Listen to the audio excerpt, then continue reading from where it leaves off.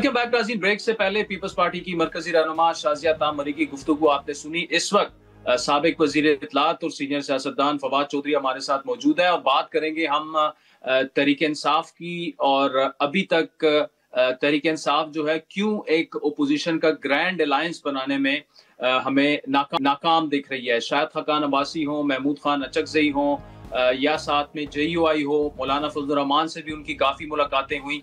और फिर PTI के अंदर एक रिजेंटमेंट ये भी पाई जाती है कारकुनान में कि सीरियस एफर्ट कोई नहीं हो रहा बानी PTI की रिहाई के लिए। और उससे भी अहम बात कि खैबर पख्तूनख्वा के वज़ीर आला जो हैं उनके खिलाफ अदम एतमाद की बात हो रही है और गवर्नर खैबर पख्तूनख्वा फैसल करीम कुंडी जो हैं वो अपनी तैयारियां भी कर रहे हैं और उनसे हम कल के प्रोग्राम में तफसीली गुफ्तगू भी करेंगे कि क्या वजह है, क्या नंबर गेम उनके पास पूरी है। और अगर अली अमीन गंडापुर को हटा दिया जाता है, तहरीक इंसाफ की गवर्नमेंट वहां पे खत्म हो जाती है, फिर तहरीक इंसाफ की स्ट्रेटेजी क्या होनी चाहिए। उसके अलावा जो असीर रहनुमा है PTI के 5, उन्होंने जो खत लिखा था मुज़ाकरात के लिए कि हुकूमत से मुज़ाकरात किए जाएं अपनी क़यादत को, वो बानी PTI की जानिब से वो उनकी दरख्वास्त जो है, खबरें ये हैं कि वो मुस्तरद हो गए। तो फवाद चौधरी साहब, पहले तो थैंक मच फॉर जॉइनिंग अस।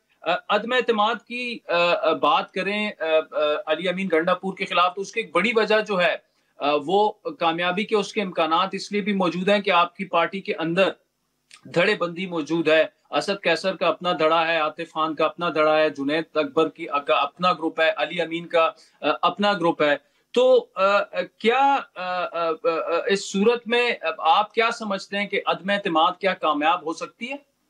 नहीं, देखिए, प्राइमरीली तो जाहिर है कि गवर्नमेंट के बगैर तो नहीं हो सकता। गवर्नमेंट जो है वो करेगी, लेकिन सच्ची बात यह है कि पार्टी में एक फ्रैक्चर भी बहुत है। और अली अमीन गंडापुर साहब ने समहाउ जो बड़े ग्रुप से, देखिए, आप आबिल KP की पॉलिटिक्स को जाहिर है बड़े शुरू से ही मॉनिटर कर रहे हैं।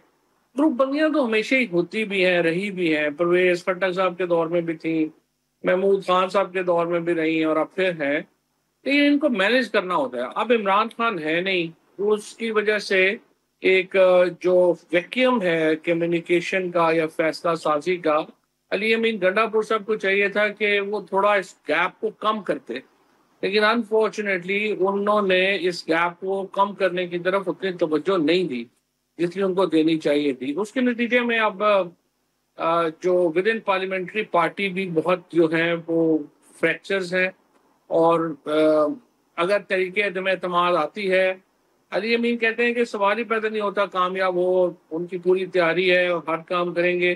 पर मेरे ख्याल में अगर हुकूमत ने कुछ सीरियस एफर्ट की तो ये काफी बड़ा चैलेंज है। अच्छा फवाद साहब, आपने बड़ी मानी खेज बात कही कि अगर सीरियस एफर्ट हो तो बड़ा चैलेंजिंग होगा अली अमीन गंडापुर के लिए अपनी हुकूमत को बचाना। और उसकी एक बड़ी वजह जो है, पार्टी के अंदर ऐसे MPs और वज़रा की बहुत बड़ी तादाद है जो कि अली अमीन के रवैये से नाला है, ना उनकी इमरान खान तक रसाई है, ना जो अभी मरकजी लीडरशिप है ना वो उनको सुनने के लिए तैयार है। तो वो कहाँ जाए? देखिए आदिल, जो बुनियादी बात है ना वो ये है कि इमरान खान को रिलीज कराने के में जो PTI की KP की गवर्नमेंट है वो नाकाम हो गई। वोट बुनियादी तौर के ऊपर इन सबको मिला है सिर्फ एक काम के लिए, और वो ये कि आप इमरान खान को रिलीज कराएंगे। अब अनफॉर्चुनेटली चूंकि ये लोग वो नहीं कर पा रहे, उसकी वजह से एक बहुत ज्यादा वैक्यूम है। अगर आप देखें कि इस वक्त जो PTI का वर्कर है और हुकूमत है या जो लोग पार्लियामेंट में बैठे हुए हैं लीडरशिप रोल में है, उनमें बहुत ज्यादा फासला है।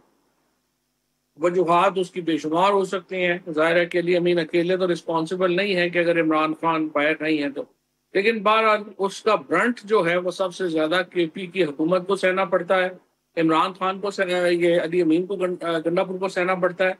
और बुनियादी वजह वो है जिसकी वजह से वर्कर जो है वो डिससेटिस्फाइड है, और वही रिफ्लेक्ट होता है फिर असेंबली के अंदर। नहीं चौधरी साहब, देखिए, अगर देखा जाए तो अवाम ने तो PTI को पंजाब में भी वोट दिया, लेकिन पंजाब की क़यादत कहीं नजर नहीं आ रही, ना कोई एफर्ट नजर आ रहा है। बल्कि ऐसे लोग जो हाल ही में पार्टी में शामिल हुए हैं उनका ताल्लुक भी पंजाब से है, मरकजी लीडरशिप उनके पास है, لیکن وہ بھی کوئی اسٹریٹجی عمران خان صاحب تک ان کو رسائی ہے، ملاقاتیں ان کی ہوتی رہتی ہیں، لیکن کوئی اسٹریٹجی ان کی جانب سے بھی ابھی تک سامنے نہیں آئی۔ سیاسی حکمت عملی کیا ہوگی، کیا کوئی تحریک چلائی جائے گی، کچھ نظر نہیں آ رہا۔ دیکھیں نا، وہ فیصلے تو پھر خان صاحب نے کیے ہیں نا۔ ہم جو ہے پہلے یہ بات کرتے تھے کہ بزدار کو پنجاب دے کے بڑا نقصان پہنچایا گیا ہے، اب ایک ایسی لیڈرشپ خان صاحب نے لگائی ہے، سچی بات یہ ہے کہ جن کا کوئی قد نہیں ہے، اس کی وجہ سے عمران خان کی عدم موجودگی میں وہ لوگ تو بالکل ہی کیپیبل نہیں ہے کرنے کے۔ اور یہ بات بھی بالکل آپ کی ٹھیک ہے، جب بھی عمران خان صاحب سے ملاقات ہوئی ہے، کوئی اور ایجنڈا میں نے اس لیڈرشپ سے نہیں سنا سوائے اس کے کہ فلانے کو بھی نکال دیں، فلانے کو بھی نکال دیں، فلانا بھی غدار ہے، فلانا بھی غدار ہے۔ اور دوسرا، ہم آئی ایل ایف کو کتنا اور سر پہ جو ہے وہ پی ٹی آئی نے چڑھانا ہے؟ نہ ان کو وکیلوں میں پالیٹکس ہے، نہ ان کو سمجھ ہے، روز ہر وقت جا کے اس کو نکال دیں، اس کو نکال دیں۔